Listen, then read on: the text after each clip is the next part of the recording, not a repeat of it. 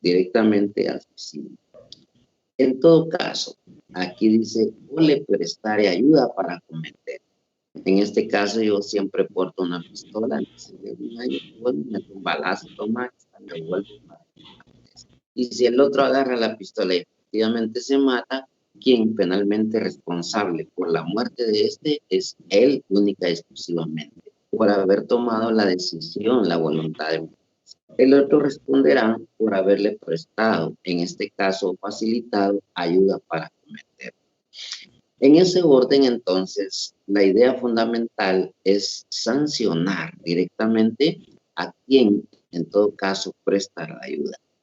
Y por supuesto, dice, si el suicidio no ocurre, pero sí las circunstancias en cuanto a las lesiones de 146 y 147, la pena se reduce de 6 meses a 3 años. Si ustedes observan ahí, entonces, básicamente lo que existe en juego es prácticamente para el derecho penal una forma de querer tapar un poco la incidencia en esta misma figura, porque al final de cuentas, si ustedes se dan cuenta, con el hecho de que usted induzca o preste la ayuda, no está vulnerando el bien jurídico tutelado que es la vida. En todo caso, usted, con decirle que haga una cosa, no está atentando contra la vida. Si usted viene y le presta el revólver para que se mate, tampoco está atentando contra la vida. Usted está facilitando, en todo caso, algo. Pero quien finalmente vulnera, en este caso, el bien jurídico tutelado, es el propio propietario titular de la vida. Entonces ahí el tema es que, ¿en dónde queda vulnerado, en este caso, el bien jurídico tutelado por el que induce o presta la ayuda? Es una pregunta bastante interesante a la luz de lo que, en términos generales, nos vamos de los delitos en donde se vulnera directamente la vida como tal. Luego aparecen la suposición de muerte. Este es peor todavía, porque aquí se supone que se muere el sujeto, en este caso el sujeto pasivo. Resulta de que no estaba muerto, andaba de parranda, ¿ya? Entonces, en ningún momento se atenta contra la vida como bien jurídico tutelado. Dice la ley que maliciosamente se hiciere pasar por muerto. En todo caso, el hacerse pasar por muerto en ningún momento atenta contra la vida como bien jurídico tutelado, como para que se encuentre en este capítulo en particular. O conociendo la existencia de proceso instruido con ocasión o con motivo de su fallecimiento, no se manifestara. En todo caso, acá tampoco se pone en evidencia la vulneración al bien jurídico tutelado que sería la vida.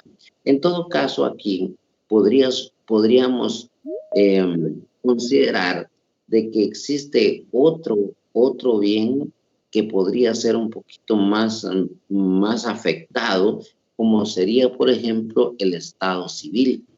En todo caso, al hacerse, en todo caso, el muerto, la idea sería quizá por parte del sujeto evitar, por ejemplo, alguna responsabilidad de orden judicial. Conociendo la existencia del proceso instruido con ocasión o con motivo de su fallecimiento. Si hay, por ejemplo, una muerte y en todo caso se va a reclamar un seguro, evidentemente que podría ser, en todo caso, que de común acuerdo con el beneficiario pidan y soliciten el seguro estando vivo. Entonces, en ningún momento se altera el bien jurídico tutelado, no se afecta, tampoco se vulnera, pero sí en todo caso se estafa, en todo caso, por ejemplo, al asegurador. Entonces, esto podría suponer de que el bien jurídico tutelado podría ser el patrimonio, en este caso, de la aseguradora.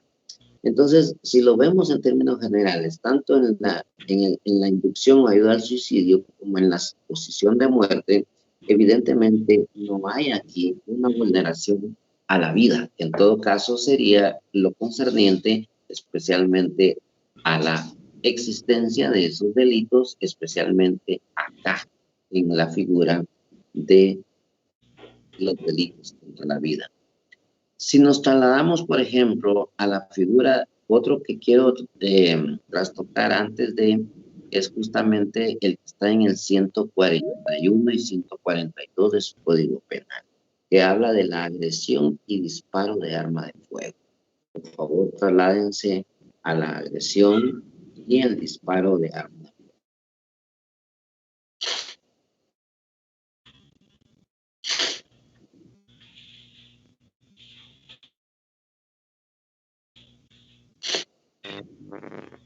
Si ya lo tienen ahí, alguien que lo lea, por favor, en el 141.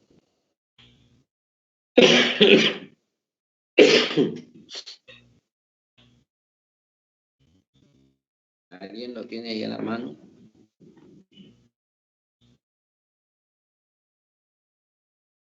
Artículo 141. Agresión. Quien agrediere a otro, excepto en los casos de riña o pelea entre los dos, ya embistiéndolo con armas o lanzándole cualquier objeto capaz de causar lesión, será sancionado con multa de 10 a 200 quetzales. Si a consecuencia del acontecimiento se causare lesión, solo será sancionado por esta.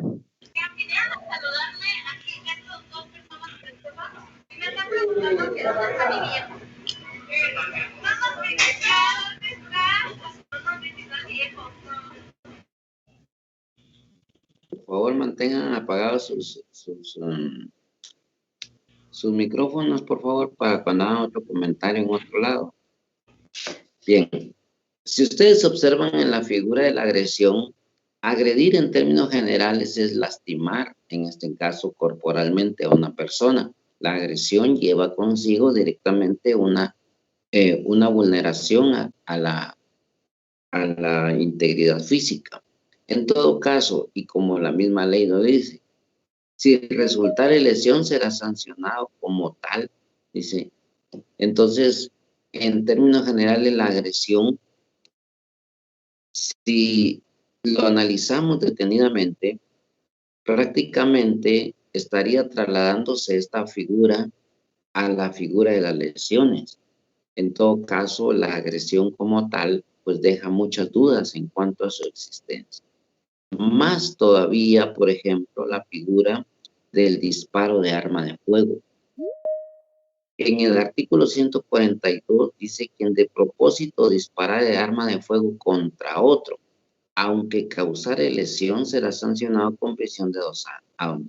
Si a consecuencia del disparo se causaran lesiones graves o gravísimas o se ocasionara la muerte, solo se le impondrá la pena por estos delitos que correspondan. En caso, dice, de lesión leve, se aplicará la aplicación atendiendo a lo dispuesto en el artículo 70 de este código. Miren, el disparo de arma de fuego en términos generales, si lo tomamos literal, el sujeto dispara su arma. Ahora lo que queda analizar es la intencionalidad del sujeto. Si el sujeto dispara hacia la figura de la persona humana en términos concretos y le acierta, comete el delito en todo caso de homicidio o asesinato en su defecto. Si le deja herido, en todo caso será un homicidio o un asesinato en grado de tentativa. Es decir, se atenta contra la vida, pero dependiendo de la intencionalidad, entonces las figuras cambian. Díganme entonces, si alguien quiere disparar y mata a otro y dice, no, es que lo que quería era disparar mi arma de fuego, si lo hace dolosamente es un delito, homicidio u asesinato, pero si lo hace de manera imprudente sería un homicidio culposo. Entonces la figura del disparo de arma de fuego prácticamente no tiene cabida en ninguna de estas. Si se mata, dice, si se causare lesión, dicen, quien de propósito disparare arma de fuego, si es con propósito, ya hay intención. Entonces, si se dispara contra otro y causare lesión leve, será sancionado con prisión de 2 años. Y si ustedes, y cuando miremos las lesiones leves, en todo caso, dice, habrá una pena de 6 meses a 3 años. Entonces, ¿cuál de las dos en todo caso aplicar? Y vamos a ver posteriormente por qué. Luego, en el disparo de arma de fuego, la única forma, si la persona, por ejemplo, toma su revólver y como ha sucedido en las fiestas de Navidad, se recuerdan ustedes que más de algún inconsciente e irresponsable aparece disparando su arma de fuego al aire, por ejemplo, como queriendo hacer gracia por algarabía o qué sé yo, y dispara al aire. El disparo al aire, en todo caso, cabría allí, fíjense bien, o no. En mi opinión, no cabría, porque si se dispara al aire, en todo caso, la bala sube por el impacto que causa el disparo, pero esa bala tiene que bajar y al bajar, dos cosas pasan. O acierta en una persona X que accidentalmente va pasando por el lugar y le impacta y lo mata, entonces ahí se afecta el bien jurídico tutelado, pero se tendría que tipificar un homicidio culposo a título de imprudencia, ¿ya? Porque en todo caso el sujeto no acata las reglas de la prudencia, que sería el hecho evidentemente de que pueda matar a alguien. Entonces el disparo de arma prácticamente no existe en esa dimensión. Si el sujeto dispara y no mata a nadie, igualmente podría darse un típico homicidio en grave tentativa, en todo caso. Pero si se dan cuenta, la única forma, quizá tal vez a mí se me ocurre, que podría haber este delito encuadrar, es como cuando a un sujeto otro le dispara, por ejemplo, al suelo y lo hace en función del temor de que haga el famoso baile de jarabe tapatío, que lo ponga a bailar en un pie en tanto que él está disparando. La intención evidentemente ahí nunca será matarlo, nunca será herirlo. En todo caso, las figuras de homicidio en grave tentativa o lesión en todo caso no entran. Entonces, es la única forma en que yo considero de que puede tener cabida esta figura de disparo de arma de fuego. Pero en términos concretos, si el propósito es disparar, si lo hiere, queda en un homicidio o un asesinato en grave tentativa. Si lo mata, queda en un delito consumado de homicidio o de asesinato. Si lo deja herido, queda en un típico delito de lesiones. Entonces, la figura de disparo de arma de fuego en realidad no tiene cabida, porque no se sabe realmente cuál es la intención del sujeto, a menos, como les digo yo, esta forma. Porque si dispara, digamos, de manera imprudente al aire, como no suele pasar, y mata a una persona, como lo repito, es un típico homicidio culposo. Entonces, la única manera que a mí se me ocurre que pudiera darse este delito es cuando le disparan, por ejemplo, alrededor de las piernas al sujeto, al suelo, para que éste se asuste y lo obligue, como quien dice, a saltar en un pie, a guisa nada más, sin el propósito de matarlo ni tampoco de herir. Entonces, es la única forma en la que a mí se me ocurre que pueda, en todo caso, tipificarse la figura como tal. Por lo tanto, en las otras formas en que aparece aquí, yo sí difiero en cuanto a que si se hace con el propósito de disparar un arma de fuego contra otro, hay que analizar en todo caso cuál es la intencionalidad del sujeto. Si lo mata, y en lugar de pedir que se le dé, digamos, un tratamiento por un homicidio o por un asesinato, este preferiría evidentemente pedir que lo sancionen por un delito de disparo de arma de fuego, porque en todo caso la sanción es menor. En todo caso, consideraríamos absurdo poder en todo caso cambiar la figura de un homicidio o de un homicidio en grave tentativa por un delito de disparo de arma de fuego, peor aún por un delito de asesinato o de asesinato en grave tentativo a cambio de un delito de disparo de arma de fuego, cuando la intención real era matar o dejar herido al otro. Bajo esta concepción, entonces, estimados amigos, solo quería hacer acotación a estas figuras en particular para que tengamos un análisis y, por supuesto, para no dejarlas flotando en el tintero. No las quise tocar en su momento para los efectos de que pudiera entrar en el examen, porque justamente presentan un grado de complejidad que en términos concretos yo básicamente no lo comparto. ¿De qué les hubiera servido que yo dijera que el sujeto con propósito de disparar a otro le dispara y lo deja herido? En todo caso, en donde cabría la intencionalidad del sujeto. Y obviamente, pues, hubiéramos hecho nosotros quizá tal vez un examen capcioso, malintencionado, buscando evidentemente confundirnos. Y la idea en todo caso siempre es, pues, que entendamos el derecho penal en su justa dimensión. ¿Hay alguna pregunta de esto?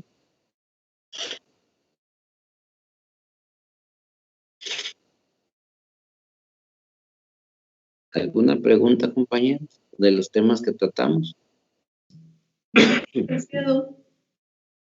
Bueno, atendiendo entonces al tiempo que nos queda, vamos a aprovechar hasta por lo menos hasta las -5 para no interrumpir el periodo que viene anterior. Vamos a tratar por lo menos la introducción a la figura de la lesión. En todo caso, ubiquémonos ya en el artículo 144 de nuestro Código Penal. El concepto de lesiones dice: comete delito de lesiones quien sin intención de matar causare a otro daño en el cuerpo o en la mente.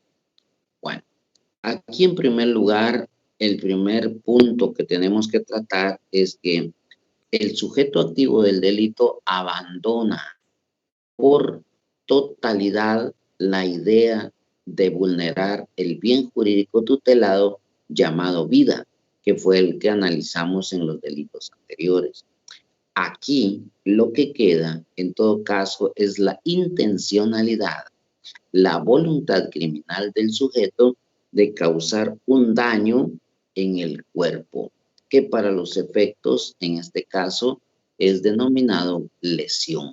Y por supuesto que se abarca también al aspecto de la mente como una forma de lesión también. En otras palabras, este delito inicialmente abarcaba solamente aquel tipo de lesión que era visible al ojo humano, es decir, las lesiones corporales que eran visibles. En todo caso, las lesiones interiores causadas en el cuerpo de una persona no podían ser sancionadas.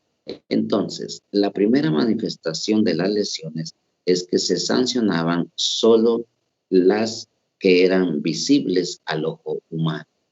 Con el aparecimiento de la y la evolución de la medicina y de la medicina forense en particular, se estableció entonces también ya unas formas distintas de poder determinar que también el sujeto podía ser, en este caso, víctima o de sufrir, en todo caso, lesiones internas, es decir, ajenas a la visibilidad en primera mano.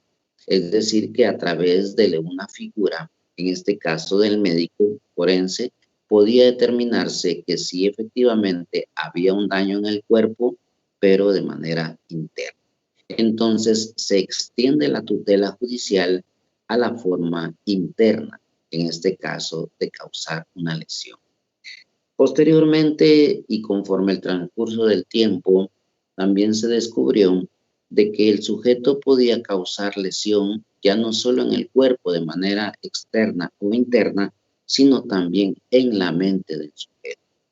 El tipo de lesión en la mente podríamos tratarlo nosotros, por ejemplo, aquella manifestación que se haga de manera cotidiana, de manera común, de manera habitual, por ejemplo, que le digan a uno a cada rato: no, es que sos un inútil para hacer eso, no puedes hacer eso, no destapes esa botella porque no podés, no cambies ese vaso de ahí porque lo vas a quebrar, sos un inútil.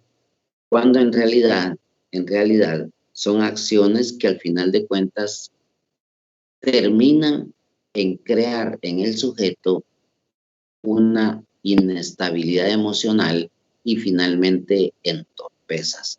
Entonces el sujeto se crea a tal extremo en su mente de que efectivamente es un inútil. O lo que pasa también, por ejemplo, si constantemente le dicen, no, es que sos un tonto.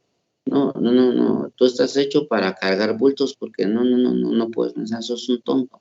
Y al final de cuentas, esa palabrita tonto va causando a la larga en la mente del sujeto la creencia de que efectivamente no sirve para nada.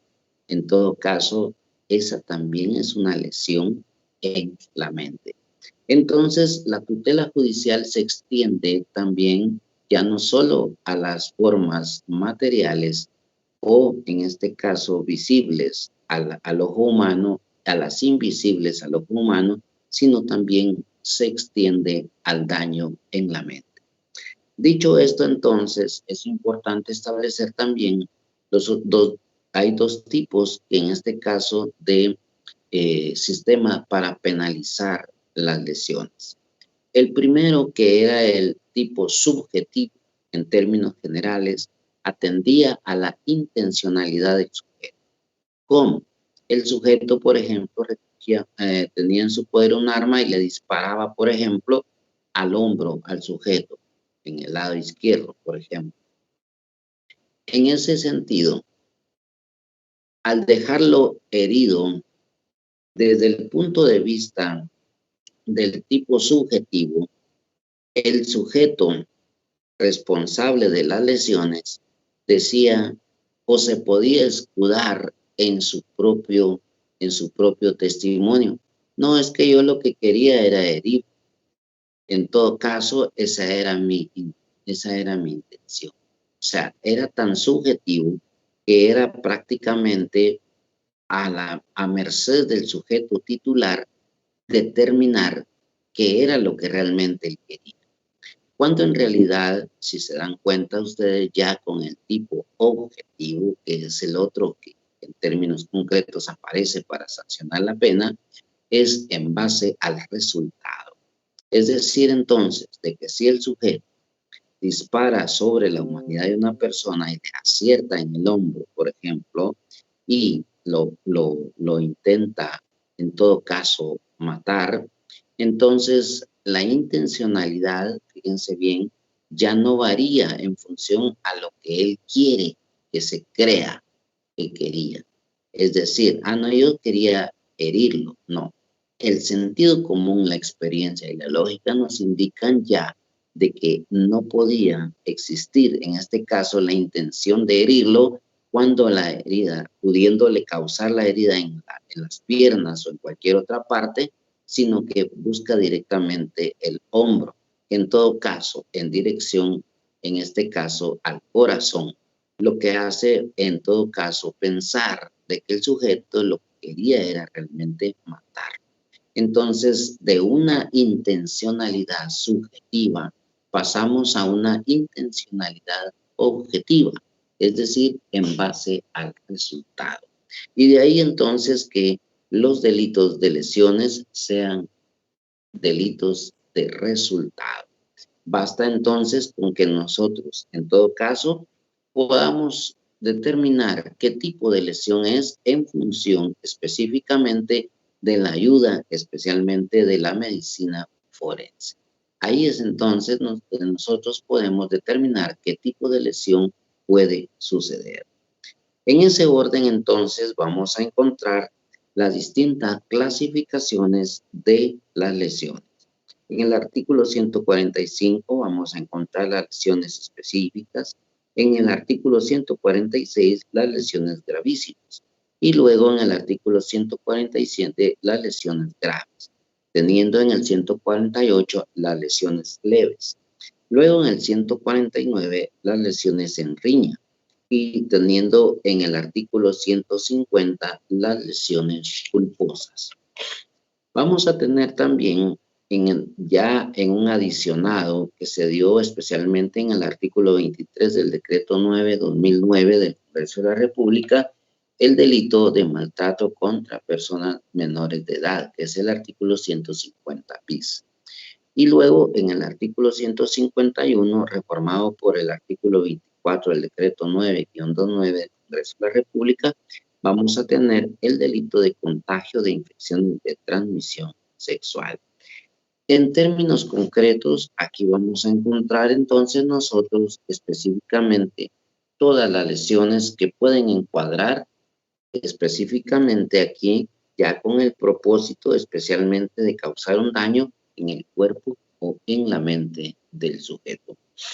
Así entonces, para poder nosotros entender qué tipo de lesión vamos a tener presente. Si esto fuera el caso así, usted como juez, en el momento en que le presentan una carpeta judicial y establece de que el señor fulano de tal recibió, por ejemplo, una herida producida por un objeto punzocortante a la altura, por ejemplo, de la pierna derecha y de la mano derecha. En todo caso, ¿ya?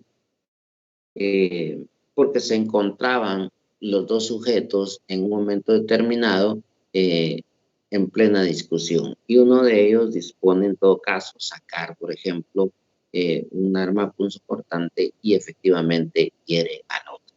Cuando esa información llega a usted dentro de la carpeta que empieza en este caso a formar la Policía Nacional Civil, que es al final el que pone en conocimiento suyo, y le manifiesta de que efectivamente el sujeto responsable se encuentra en las carceletas de la policía de la localidad para lo que disponga el honorable juez.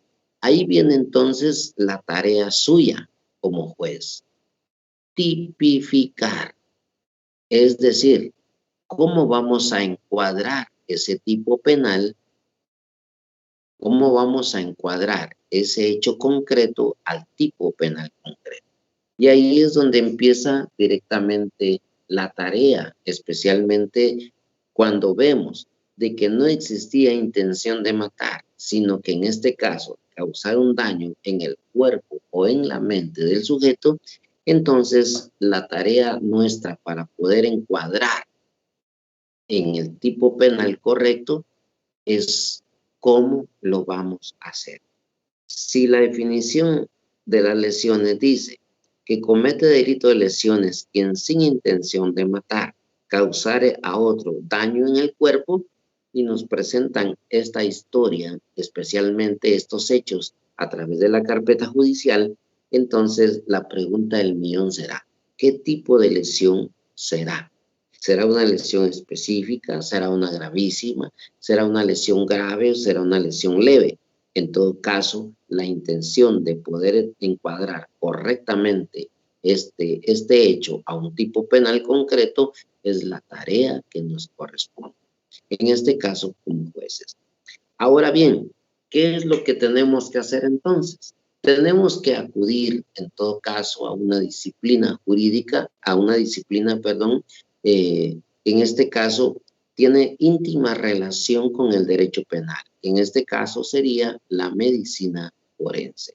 Acuérdense que la medicina forense es una rama de la medicina en general que, por la tendencia directamente a ver casos relacionados con aspectos legales, pues evidentemente adquiere, en este caso, la categoría de ser una disciplina eminentemente científica y, por supuesto, de ayuda al derecho penal. De ahí entonces de que para poder determinar nosotros qué tipo de lesión debe encuadrarse, al sujeto, en este caso, al sujeto pasivo, hay que enviarlo inmediatamente al Instituto Nacional de Ciencias Forenses, al INACIF, para que lo evalúen, y para que un médico forense experto determine el tipo de lesión que fue provocado en el sujeto. Entonces, el sujeto, en este caso pasivo del delito, inmediatamente es trasladado al Instituto de Ciencias Forenses y en un examen, por supuesto, determinará el tipo de resultado. Entonces, de esa lesión, el tipo de resultado de esa lesión, dependiendo del informe que en todo caso haga en su defecto el médico, entonces tendremos ya la posibilidad de decir, miren, Si en el informe, por ejemplo, en el informe del médico forense dijera de que el sujeto, en este caso, la herida ciertamente es profunda, que la herida es profunda, pero que no tocó ninguna vena, en este caso, tanto en la pierna como en el brazo, que hubiese producido, por ejemplo, el desangramiento, y que en todo caso hubiera puesto en grave peligro la vida del sujeto, y que para los efectos de poder el recuperarse de esa lesión, tendrá que estar, por ejemplo, que no amerita intervención quirúrgica y que en todo caso estará ausente de sus labores durante el espacio de 6 meses. Entonces, la pregunta del millón ahí sería, ¿cuál tipo de lesión vamos nosotros a encuadrar? Si nosotros observamos dentro de la lesión específica que era gravísima y observamos la lesión grave, por ejemplo, hay un aspecto temporal. Dice, en la lesión grave, quien causare a otro lesión grave será sancionado con prisión de 2 años. En este caso, cuando dicen el numeral tercero, incapacidad para el trabajo por más de 1 mes. Entonces, si nosotros observamos que en el artículo 147 encaja justamente el informe del médico forense porque este dice que será de 6 meses, en todo caso, la recuperación del sujeto. Que afortunadamente la lesión no le tocó ninguna vena principal o que fuera objeto directamente de un desangramiento de él y que con la intervención oportuna de los bomberos y el traslado y la intervención de los médicos que lo atendieron en el hospital tal, se pudo en todo caso controlar la hemorragia y evitar precisamente un daño mayor. Entonces solamente quedará en que el sujeto estará incapacitado para sus labores, para trabajar o para, en todo caso, movilizarse por espacio de 6 meses. Entonces vemos nosotros que en la lesión grave dice incapacidad para el trabajo por más de 1 mes. Entonces, como ustedes pueden observar, con la ayuda del médico forense, con la ayuda directamente de la medicina forense, el juez se ilustra, en este caso, en el tipo de lesión que pudo haber recibido el sujeto. Es decir, el resultado de la lesión. En todo caso, aquí como la ley ha establecido que hay una incapacidad para el trabajo por más de 1 mes, entonces entendemos efectivamente de que ya podemos encuadrar ese hecho concreto a este tipo penal concreto que se llama lesión grave. Artículo 147, numeral tercero del Código Penal.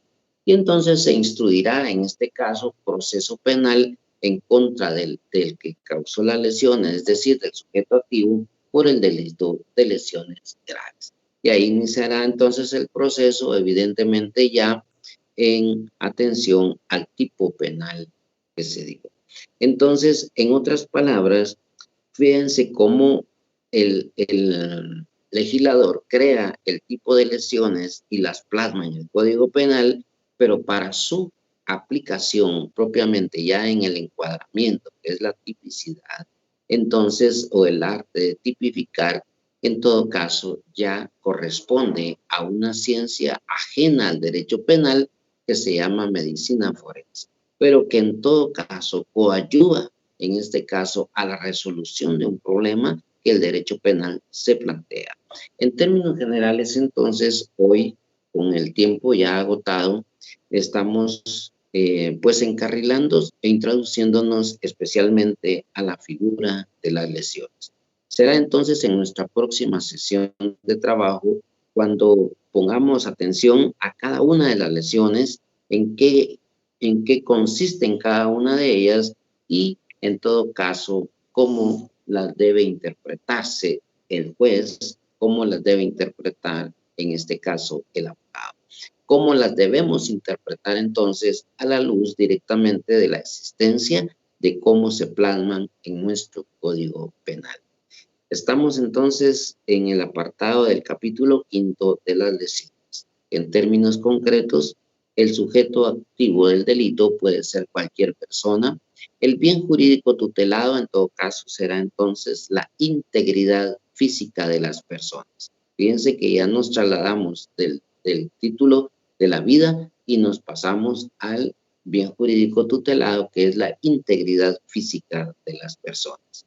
Evidentemente, aquí es interesante entonces de que aparecen dos clases de lesiones, las lesiones dolosas y las lesiones culposas, tal y como aparece en el artículo 150. Sujeto activo como sujeto pasivo puede ser cualquier persona. El bien jurídico tutelado entonces será la integridad física de las personas y, por supuesto, la culpabilidad o intencionalidad criminal se manifiesta en dos formas, tanto en forma dolosa como en forma culposa. Evidentemente, y aquí es importante ya advertir que el momento consumativo del delito va a variar en función del momento en que se realice el resultado.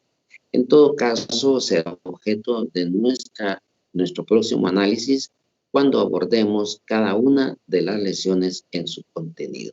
Por ahora, les agradezco, mis estimados amigos, compañeros, su fina y amable atención. Antes de concluir con nuestra sesión, como es costumbre, pues siempre darles el uso de la palabra por si tienen alguna duda al respecto.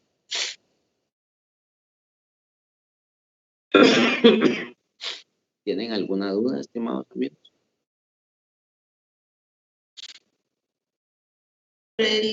Por el tiempo, licenciado, si no lo exponemos el próximo día de clase, antes de iniciar. Sí, claro que sí, me parece muy correcto porque ya son las 16:02 que a ustedes también les apremia ir a la otra clase. Entonces, les agradecería mucho en lo que puede su atención y si en la próxima clase hay interrogantes, pues claro que sí, las vamos a hacer.